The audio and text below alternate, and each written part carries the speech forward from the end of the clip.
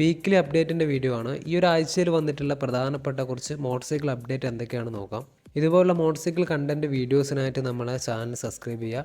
ഇപ്പോൾ maximum motor cycle related ആയിട്ടുള്ള കണ്ടൻറ്റാണ് ഈ ഒരു ചാനലിലൂടെ ചെയ്യുന്നത്. ഫസ്റ്റത്തെ അപ്ഡേറ്റ് എന്ന് പറയുന്നത് ബജാജിൻ്റെ ആണ്. ബജാജിൻ്റെ പൾസർ N125 ഇപ്പോൾ ഡിസ്കണ്ടിന്യൂ ചെയ്തിട്ടുണ്ട്. ബജാജിൻ്റെ തന്നെ ഒരു കമ്മ്യൂട്ടിംഗ് മോട്ടോർ സൈക്കിളാണ് പൾസർ N125. വണ്ടി ലോഞ്ച് ചെയ്തിട്ട് അധികം നാളൊന്നും ആയിട്ടില്ലെങ്കിലും അപ്പോൾ നല്ല സെയിൽസൊന്നും വണ്ടിക്ക് ഇതുവരെ നേടാൻ പറ്റിയിട്ടില്ല. ലോ ഡിമാൻഡ് കാരണം തന്നെയാണ് വണ്ടി ഡിസ്കണ്ടിന്യൂ ചെയ്തിട്ടുള്ളത്. സെയിൽസൊക്കെ ഭയങ്കര കുറവ് തന്നെയാണ്. ചിലപ്പോൾ ഇതിൻ്റെ ഒരു അപ്ഡേറ്റഡ് വേരിയൻറ്റ് മേ ബി കൊണ്ടുവരാം. അതുകൊണ്ടായിരിക്കും ചിലപ്പോൾ ഡിസ്കണ്ടിന്യൂ ചെയ്തേക്കുന്നത്.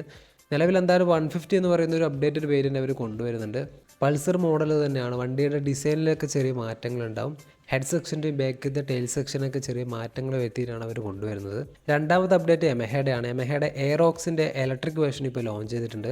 നമ്മൾ കഴിഞ്ഞ വീഡിയോ ഇട്ടുതരും. കഴിഞ്ഞ വീഡിയോയിൽ അപ്കമിങ് മോഡൽസിലൊക്കെ പറഞ്ഞൊരു മോഡലായിരുന്നു എയറോക്സ്. വണ്ടി ഇപ്പോൾ ഒഫീഷ്യലി ലോഞ്ച് ചെയ്തിട്ടുണ്ട്. ഇതിൻ്റെ എക്സ്ഷോറൂം പ്രൈസ് 2.81 ലാക്കാണ്. കുറച്ച് എക്സ്പെൻസീവ് ആയിട്ടുള്ളൊരു ഇലക്ട്രിക് സ്കൂട്ടർ തന്നെയാണ്.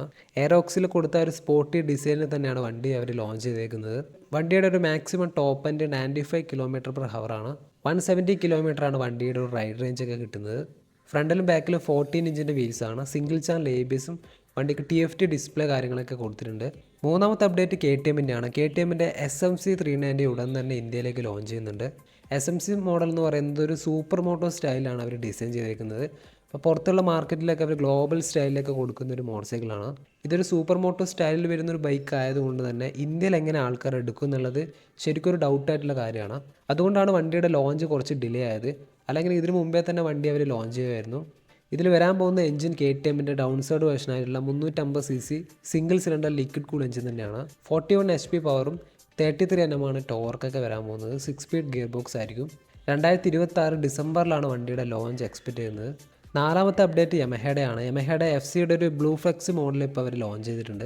അതായത് ഫ്ലെക്സിബിൾ ആയിട്ടുള്ള മോട്ടോർ സൈക്കിളാണ്. E85 ആയിട്ടുള്ള ഒരു മോട്ടോർ സൈക്കിളാണ് ഇവരിപ്പം കൊണ്ടുവന്നേക്കുന്നത്. E20ലും E25ലും E40 E85 വരെ മാക്സിമം E85 വരെ നമുക്ക് പ്രതിരോധിക്കാൻ പറ്റുന്ന എഞ്ചിനാണ് ഇപ്പോൾ അവർ കൊടുത്തേക്കുന്നത്. ഇപ്പോഴത്തെ പെട്രോളിലൊക്കെ E20 ആണ്. 20% എഥനോളിൻ്റെ കണ്ടൻറ്റൊക്കെ വരുന്നത്.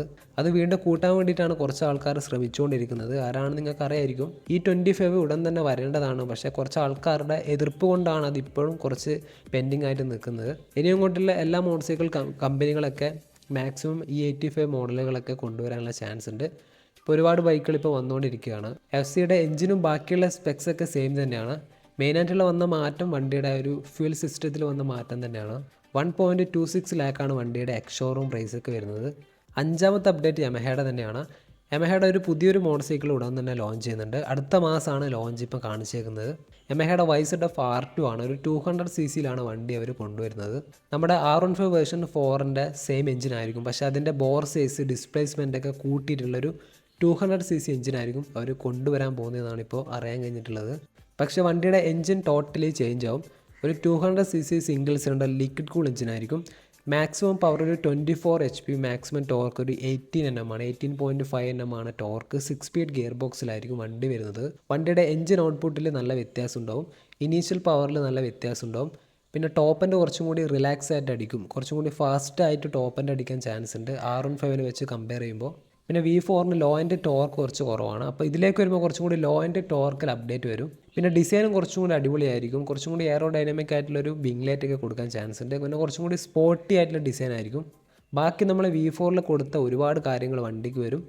ഇപ്പോൾ ഡുവൽ ചാനൽ ABS ആയിരിക്കും. Slipper clutch, traction control, UST fork, ബാക്കിൽ മോണോ ഷോക്ക് ആയിരിക്കും. പിന്നെ VVA ടെക്നോളജി ഈ ഒരു മോട്ടോർ സൈക്കിൾ ഉണ്ടായിരിക്കും. പിന്നെ TFT ഡിസ്പ്ലേ, നാവിഗേഷൻ, കണക്ടിവിറ്റി ഫീച്ചേഴ്സൊക്കെ ഉണ്ടാവും.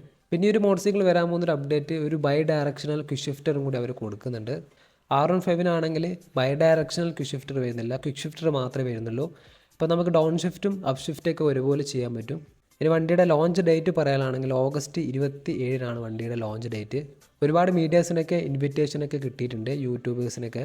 അതുകൊണ്ട് തന്നെ ലോഞ്ച് കൺഫേം തന്നെയാണ്. നിങ്ങളൊരു V4 ഒക്കെ എടുക്കാൻ പ്ലാൻ ഉണ്ട്, അല്ലെങ്കിൽ കുറച്ചും കൂടി ഒരു അപ്ഡേറ്റഡ് ആയിട്ടുള്ള യമഹയുടെ ബൈക്ക് നോക്കുന്നുണ്ടെങ്കിൽ ജസ്റ്റ് ഒന്ന് വെയിറ്റ് ചെയ്യുക. ഇതിൻ്റെ പ്രൈസ് പറയാനാണെങ്കിൽ ഏകദേശം ഒരു 2.2 ലാക്കാണ് എക്സ്ഷോറൂം പ്രൈസ് ആയിട്ട് വരാൻ സാധ്യതയുള്ളത്.